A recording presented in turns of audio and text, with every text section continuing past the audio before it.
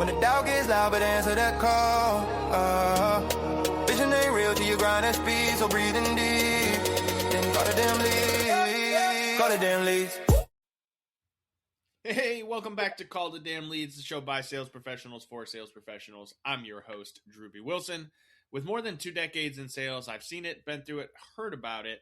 Now I'm bringing those stories to you, my favorite people in the world, the sales community. Because let's be honest, it's the greatest show on earth. It doesn't matter where you come from, what background, what personality type, you can make an amazing life in sales. And today's guest, no stranger to the journey. I'd like to welcome Kelly Lorenzen to the show. How are you today? I'm good. Thank you for having me. Absolutely. I want to jump right in. I want to hear your crazy sales story. Oh my gosh, so many. Especially being a business owner 20-something years, you get used to sales. It's kind of comes easily, naturally to me.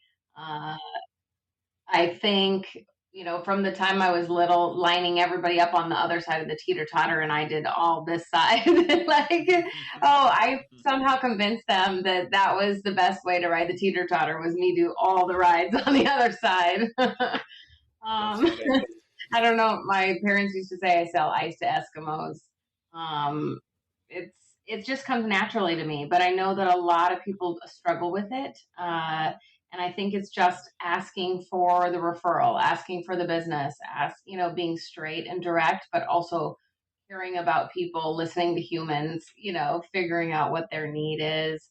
So to me, sales isn't hard, but I know it is for a lot of people, and I'm sure a lot of your listeners, for sure. For you, being that you don't consider sales to be super difficult, what do you think is like your superpower? What is it that separates you from all the people that say sales is difficult? I think I think of it as you have to have sales in order to run a business. You have to run a business in order to give back to community and to be able to support your family. And so there's like all these other reasons why sales is a necessity. And so it's just, but also it just is so easy, comes so naturally. So I feel like I have a little bit of a just, advantage to most people. But I think most people think it's scary because they're like, somebody's going to say no. Oh, well, who cares? You move on to the next one. It's all in the numbers and the approach and how many times and how you get good at it. And, all the things. The choir.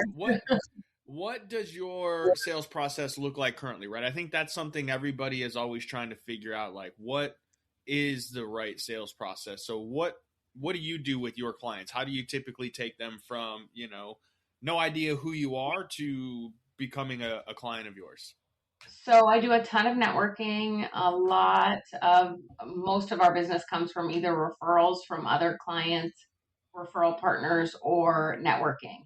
And building the relationships, showing people that I am what I say I am, I do what I say I'm going to do. Follow up and follow through is everything, right? So you can have a good sales conversation, but if they're not quite ready and you never follow up or follow through, you're going to miss more than half of the business because you didn't do the follow up and follow through. So I love the follow up conversation. For the folks that are doing the networking but feel like they're going to these events and they're talking to these people, but they're not seeing any fruits from it, what do you consider to be good follow-up after an event? Like, how do you stay in contact with these people without coming across the wrong way? So I'll always ask for contact. What's their favorite? Email, LinkedIn, whatever their favorite is, Instagram. And then send them a follow-up message after I meet them. It was nice to meet you. Would love to have a virtual coffee with you have another face-to-face second interaction, learn more about them as a human, what they need. I love referring people. I love connecting people. So as long as they're a good human, I'll connect them to other good humans, give back, give them something. Explain, obviously, what we do as a resource to small businesses. A lot of times then they go, you do what? And if you get the lean in, then, you're like, okay, maybe this could be a good, maybe they'll they'll want to have you help them. And then follow up with an email. It was nice to meet you. If you ever need anything, here's my link to a free consult. Here's my link to what we call a brain dump session if you want to just pick my brain. And then put them in our drip campaign and follow up. And then I usually send monthly emails or a personalized email a couple months later. How's it going? You told me about that thing. Obviously, we have a good CRM system for a lot of the follow up and follow through. Yeah, and that's the key to this, right? You can build a lot of relationships, you can talk to lots of people, but if you're not systematically staying in front of them, you're not creating that awareness and that value proposition in terms of why would they even want to consider continuing that relationship, you're definitely missing out. And so I love to hear that, you're building the sequences and you're setting that up. I think a lot of young sales professionals and entrepreneurs, we'll throw small business owners, right? Whatever label you put on yourself at this point, people, you all fit in one big box of sales, folks. Like, we all selling something. And the systematic process of this is what allows someone to stay in business for 20 years. And so what was it like for you early on? Did you always have like a systematic mind, or was this something that you had to fall on your face before you figured out? I hired coaches right out the get. So having people in your corner who've been there, done that. My first business was in real estate. We scaled it very quickly. I had a very large team. But because I did what I said I was going to do, I followed through. I learned everything about the business for 3 months before I sold anything. So it's like educating yourself and then continuing the relationships and always doing what I say I'm going to do. And just being a good human, I think, helps. Yeah, I mean, you're probably going to hear us reference this a couple times throughout the episode, folks, but like, being a good human is kind of baseline for being successful. It doesn't require a lot, but just start there and you're going to find a lot of things start falling into your favor, which is kind of cool. And what I always think is interesting, with real estate especially, it has a special place in my heart. Agents, some of you are the worst. Just being 100% honest with you. That's why Call the Damn Leads exists, because I owned a marketing company and I used to get leads for agents. And guess what? Y'all didn't want to call them. And so this is where having a system and a process and staying top of mind becomes really key. So what made you decide to get out of the real estate game? You build a big team, but like, why walk away from it if that's what you did? The market crashed and I was helping all of the people that I became friends with lose their house, short sell their house, move into an apartment, and I just couldn't stomach it. I was too close. I didn't have any of the separation, because they became good friends of mine. So I was working, 80 hours a week helping people lose their house. And I was like, I didn't get into the business to do that. That's an interesting path. I want to go down that path for a second, because I do believe that there, in a sales professional's career and journey, you will find that certain offers, products, services, you get excited about it at first, but then you start to realize that the alignment isn't really there. And I think that's a really difficult conversation for people to have with themselves and with their community, because like, we get into sales to make money. And you might be making a lot of money in that job, but if it's not in alignment and something in your core, like Kelly just referenced, like if it's tugging at you, you've got to be willing to kind of look inside and have that conversation with yourself. So Kelly, when you're going through this, you have a successful business and career, you decide, I can't stomach this. Like, where do you go from there? I had to have a conversation with everybody around me, right? My business partner at the time felt like I was, divorcing her. And I was like, I'm not divorcing you. It's the business. So I had to really maintain that relationship.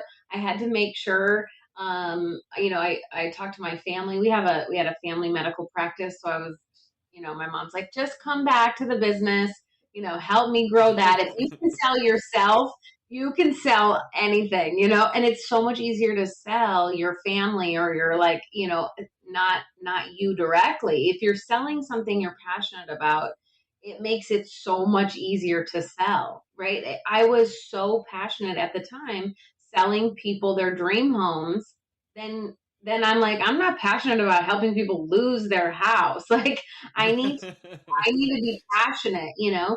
So you just have to really decide that that's not, doesn't feel good. And I was making myself sick and I had a little baby at home and I was like, this is not, this is not working anymore. Yeah, it's a really interesting season when you go through those times of your career journey. And I mean, anybody who's been in the game long enough will tell you they've had some really, really high highs and some really, really low lows. And at the end of the day, it just comes back to really focusing on what do you want out of life. And one of the things that I heard you mention that I think is really interesting is when we're trying to figure out what we want out of life, a lot of people get the idea to become an entrepreneur, a sales professional, right? They're like, hey, I'm going to start a business and I'm going to do this and I'm going to offer all these things. And then they go into business for themselves and they get on the phones and they start realizing that, holy crap, it is a lot harder to sell myself than to sell somebody else's thing or whatever the product service that it is. How did you handle that? Like, because it, I know from personal experience what a crazy shift it is. So I want to know what you did and kind of how you handled that, because I think there's a lot of people listening that will realize that, oh shit, I'm in that joint where it's like, I was really great before, but now I'm having a hard time selling myself. Yeah. So in every business we owned, if it was the real estate, I was selling houses. If it was the medical practice, I was selling, like people feeling better or the family, right? It wasn't really me. We had a DME company. I was selling actual physical product. We had 10,000 SKUs, compression stockings. Like it wasn't. Then I come and start this almost 10 years ago, this KLM business. And I was like, uh-oh, like this is the first time I have to sell myself, like actually sell me, my intellectual property, my brain, and what I built over the last, 15 years before that, and sales and how to get entrepreneurs to understand, like they cannot keep doing everything themselves. They have to outsource. They have to delegate. They have to do all these things. Why would they delegate to me? Well, because I've been there, done that before. So I had to shift my mind from I'm not selling myself, I'm selling them peace of mind, I'm selling them time back. Like what you got to pick something else because it's way easier to sell something else than it is being like, oh yeah, I'm the best. I know everything. I'll help you with whatever. It's, you have to say no. I'm actually selling them. They get to go on a vacation with their family because they outsource stuff to us. They get to have time off and not burn out and continue going with their business because of the help we give. Right. So you just have to shift the brain a little bit. Well, and I love that you say that because you also mentioned, you know, people want that peace of mind. They want the time. They want to be able to travel. And what some people will do early in their career is they'll take on every client and they'll promise them the world for pennies on the dollar and then realize that, oh my God, I've basically slaved myself to this person now. And they don't want to tell them no and they don't want to put up those boundaries. And that is, I think, one of the things that we can talk about because we have the experience of having been through it. But if you're early in your journey and you're realizing that, man, I've got clients that are just driving me up the walls and always asking for things and I can't leave my computer and I could never go on vacation, I really want you to stop and think about what your life is right now. Because there are seasons for that, right? Don't get me wrong. Kelly, you probably agree. Like sometimes we got to really grind. And also, though, like life is worth living. So Kelly, I want your perspective on, you know, how you look at building your business, because I think outsourcing, delegating is really key. I always coach our people on three pieces: automate, delegate, eliminate. If you can automate it, great. If you can delegate it, awesome. If not, try to get rid of that as quickly as possible. So, how did you kind of start down that path, and what were some of the first things that you did once you figured it out? The faster you hire, the faster you're going to grow your business. So whether that's hiring an internal person and delegating to your team or outsourcing it to other, professionals that are good at what they do, you have only so much time and capacity, and you can't build and you can't grow and think about the big picture and all those and be creative if you're inundated every single day with all the little things. In 2020, I hired our first employee. We grew by 200%.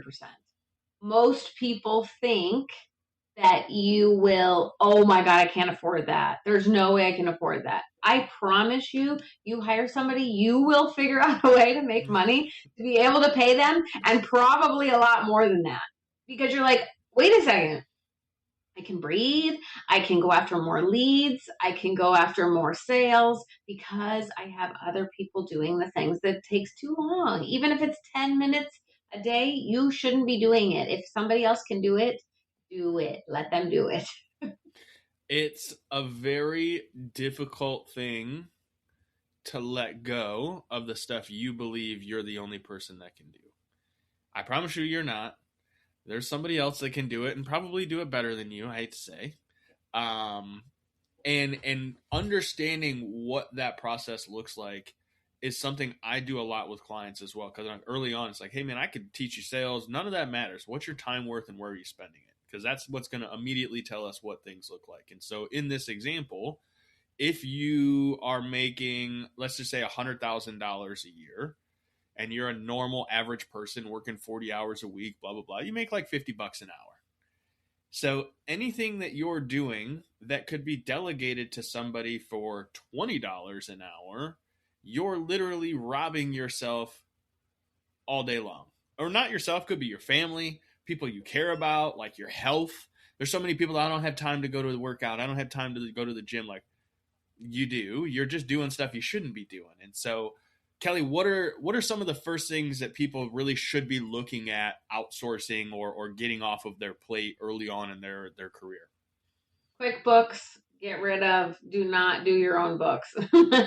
Get a bookkeeper, get an accountant. Do not spend any moments on your bookkeeping or your accounting. Number one. Number two, your marketing. Other people can do that.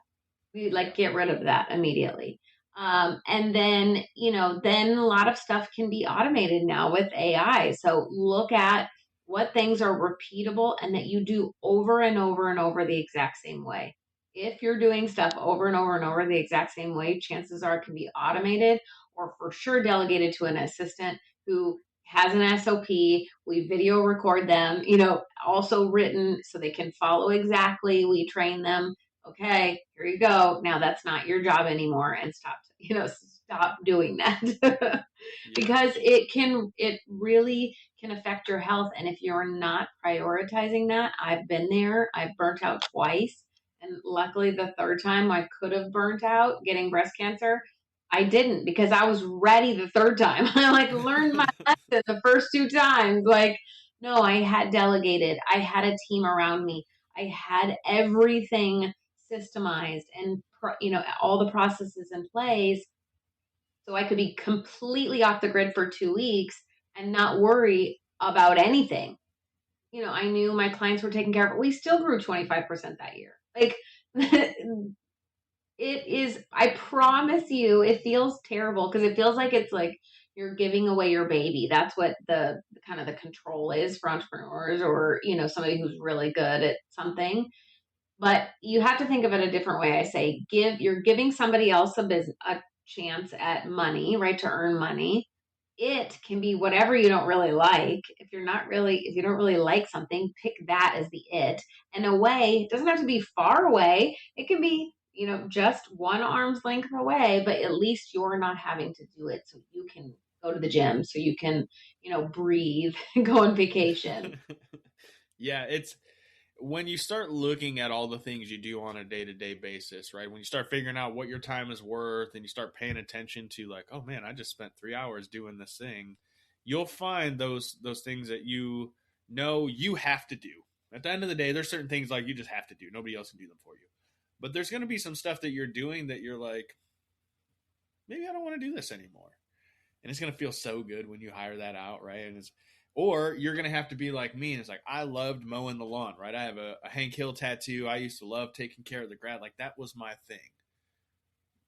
But 2.5 hours a week mowing the lawn, when I started my own business and I was making, more money, I couldn't justify it. As much as I love doing it, I could not justify it. And there's certain things like that you're going to have a little bit of a struggle letting go of. But you do it, you realize that time can be better spent in places like family, working out, whatever it looks like for you. Because again, success is a perspective. My version is going to be way different than Kelly's. And if you were to go back in time and ask our parents on the day that we're born what the future looks like for that beautiful little baby version of us, it would be drastically different than anything we are living right now. And so it's just really important that you get clarity about what you want out of life.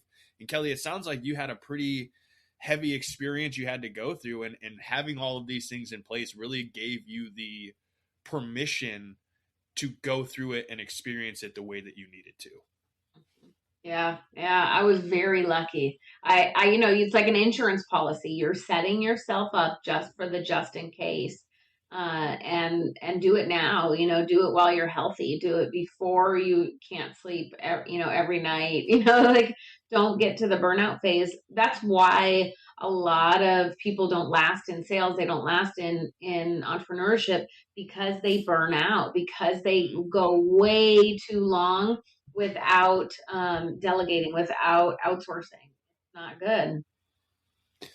I agree. It's hard. I talk to people every single day. They're buying our books and our programs, and they're saying, "Man, I've been in this game a long time, and I got to pick up the phones. I got to do the thing." And it's like, all right, well, starts with getting clarity about what you want out of your life, and really focusing on the actions you're taking every day to get there. And Kelly, I'm sure we could sit here and nerd out like all day on this because this has been a fantastic conversation, but I want to respect your time.